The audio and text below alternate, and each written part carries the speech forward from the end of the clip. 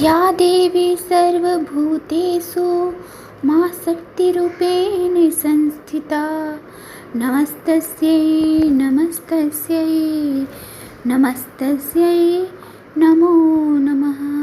जय माता दी दोस्तों, कैसे हैं आप सभी दोस्तों। आज हम माँ दुर्गा के नवरात्र व्रत की कथा बताएंगे। देवी के ये दिन बहुत ही पावन और पवित्र माने जाते हैं। कहते हैं कि माता रानी इन दिनों अपने भक्तों के दुख दूर करने धरती पर आती हैं।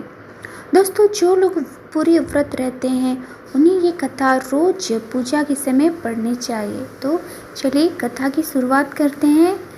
एक समय की बात है, बृहस्पति जी ने ब्रह्मा जी से कहा कि हे ब्राह्मण, आप अत्यंत बुद्धिमान, सर्वशास्त्र ज्ञानी और चारों वेदों को जानने वाले हैं। हे प्रभु, कृपा करके मुझे बताइए कि चैत्र एवं आश्विन माह के शुक्ल पक्ष में नवरात्र का व्रत क्यों किया जाता है। इस व्रत को करने से क्या फल मिलता है। पहले इस व्रत को किसने किया। बृहस्पति जी के वचन सुनकर ब्रह्मा जी बोले, हे बृहस्पति, तुमने जन के कल्याण हेतु बहुत ही अच्छा प्रश्न किया है। जो मनुष्य मनोरथ पूर्ण करने वाली दुर्गा महादेवी, सूर्य और नारायण का ध्यान करते हैं, वे मनुष्य सभी सुखों को भोगते हुए बैकुंठ धाम को जाते हैं।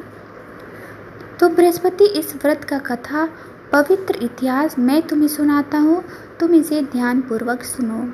ब्रह्मा जी कहते हैं, एक नगर था जिसका नाम पीठत था। उसमें अनाथ नाम का ब्राह्मण निवास करता था।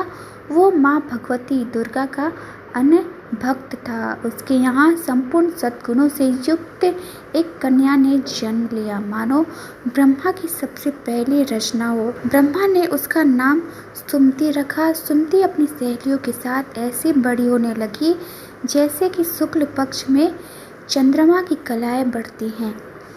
जब सुमति के पिता नियम से प्रतिदिन दुर्गा माँ की पूजा तथा हवन किया करते थे, तो उस समय सुमति भी वहाँ उपस्थित रहती थी। एक दिन सुमति अपनी सहेलियों के साथ खेल में लग गई और भूल गई और माँ भगवती के पूजन में उपस्थित ना हो सकी। तब उसके पिता को सुमति पर बहुत गुस्सा आया और गुस्से में आकर कहने लगे कि हे दुष्ट पुत्री, आज तुम माँ भगवती के पूजन में उपस्थित नहीं हुई हो, इसलिए मैं तुम्हारी शादी किसी कुष्ठ रोगी दरिद्र मनुष्य से कर देता हूँ। पिता के ऐसे कठोर वचन सुन करके सुमति को बहुत दुख हुआ और वे कहने लगी, हे पिताजी, मैं आपकी पुत्री हूँ और सब तरह से आपके अधीन हूँ, इसलिए आप मेरी शादी जिस किसी से कराना चाहें कर सकते हैं, क्योंकि होगा तो वही जो मेरे भाग में लिखा है। मुझे तो भाग पर पूर्ण विश्वास है। सुमति कहती है कि मनुष्य कितने मनोरथों को पूरा करना चाहता है, लेकिन होता तो वही है जो भाग्य विधाता भाग में लिख कर देते हैं। जो जैसा कर्म करता है उसको फल भी उन कर्मों के अनुसार ही मिलते हैं। मनुष्य के हाथ में केवल कर्म करना है और उसका फल देना भगवान के हाथ में होता है। अपनी कन्या के मुख से ऐसे निर्भय पूर्ण बातें सुनकर ब्राह्मण को और अधिक गुस्सा बढ़ गया और अपनी पुत्री का विवाह एक कुष्ठ रोगी से कर दिया और अपनी पुत्री से कहा कि अब जाओ और अपने कर्म का फल भोगो। मैं भी देखता हूँ कि तुम भाग्य के भरोसे रहकर कैसे जीवन यापन करती हो। पिता के वचनों को सुन सुमति सोचने लगी कि ये मेरा कैसा दुर्भाग्य है कि मुझे ऐसा पति मिला, और अपने दुखों के बारे में सोचती हुई सुमति वन की ओर चल पड़ी। उस भयानक वन में उसने घास पर रात बिताई। गरीब सुमति की हालत देखकर देवी माँ भगवती उसके पिछले जन्मों के पुण्य के कारण सुमति के सामने प्रकट हुई और कहा, हे दीन ब्राह्मणी, मैं तुम पर तुम्हारे पिछले जन्म के पुण्य प्रभाव से प्रसन्न हूँ।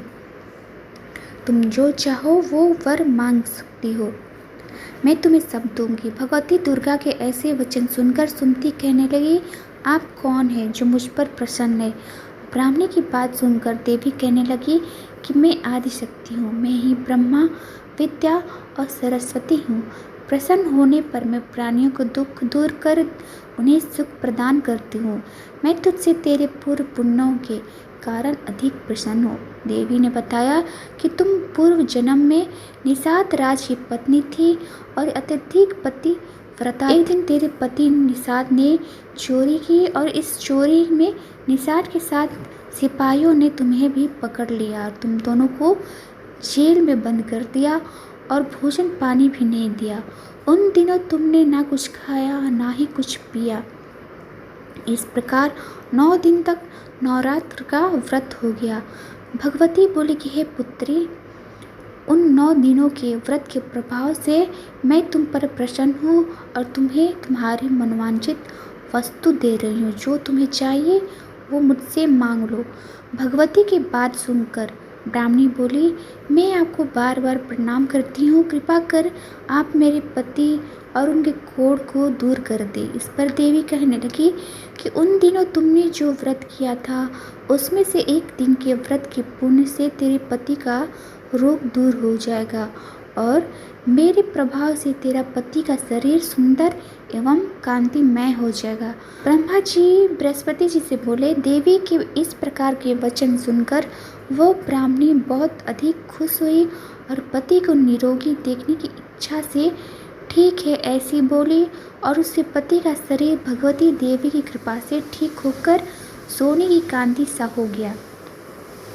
पति की मनोहर देह को देखकर ब्राह्मणी देवी को अति पराक्रम वाली समझकर उनकी स्तुति करने लगी कि हे दुर्गे, आप दुखों को दूर करने वाली, तीनों लोगों के कष्ट हरने वाली, दुखों का निवारण करने वाली, रोगी को निरोगी करने वाली, प्रसन्न होने पर मनवांछित फल देने वाली और दुष्ट मनुष्यों का नाश करने वाली, आप तो सारे जगत की माता एवं पिता हो। हे अम्बे माँ, मेरे पिता ने क्रोध में मेरा विवाह एक कुष्ठी के साथ करके घर से निकाल दिया था। पिता की निकाली हुई बेटी को आपने सहारा दिया है। ब्राह्मणी कहती कि हे देवी, आपने दुखों के इस सागर से आपने मुझे बाहर निकाला है। हे देवी, मैं आपको बार बार प्रणाम करती हूँ। ब्रह्मा जी बोले, हे बृहस्पति, सुमति ने मन से देवी की बार बार स्तुति की और उसकी की हुई स्तुति से देवी माँ को बहुत संतोष हुआ।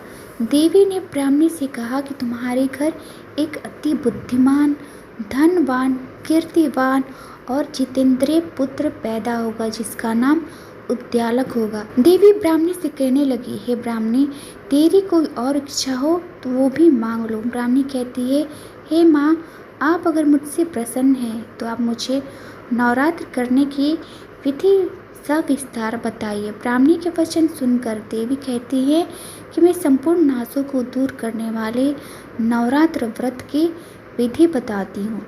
देवी कहती है कि इसे ध्यान पूर्वक सुनो।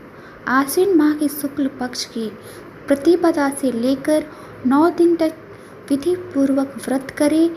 यदि दिन भर व्रत नहीं कर सकते हैं तो एक समय का भोजन कर लें।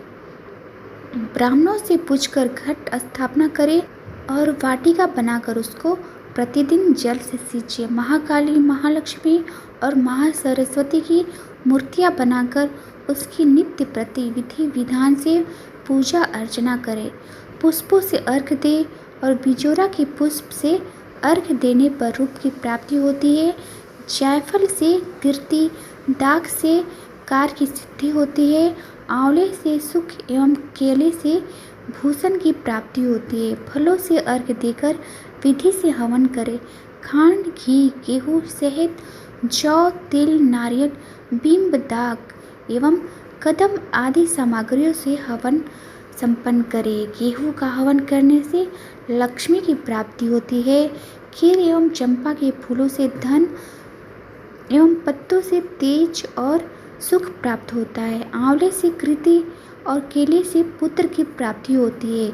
कमल से राज सम्मान और दाखों से सुख संपत्ति मिलती है। खांड, घी, नारियल, शहद, जौ एवं तिल और फलों से होम करने से मनवांछित वस्तु की प्राप्ति होती है। व्रत करने वाले को क्रोध नहीं करना चाहिए और अंत में ब्राह्मण जी को प्रणाम कर यथाशक्ति उसे दक्षिणा देकर विदा करना चाहिए। इस महाव्रत को बताई विधि के अनुसार जो भी करता है उसके सारे मनोरथ पूर्ण होते हैं। ब्रह्मा जी कहते हैं, बृहस्पति, इस प्रकार ब्राह्मणी को इस व्रत की विधि एवं फल बताकर देवी अंतर ध्यान हो गई। जो मनुष्य इस व्रत को करता है वो इस श्लोक में सुख पाकर अंत में मोक्ष की प्राप्ति होता है।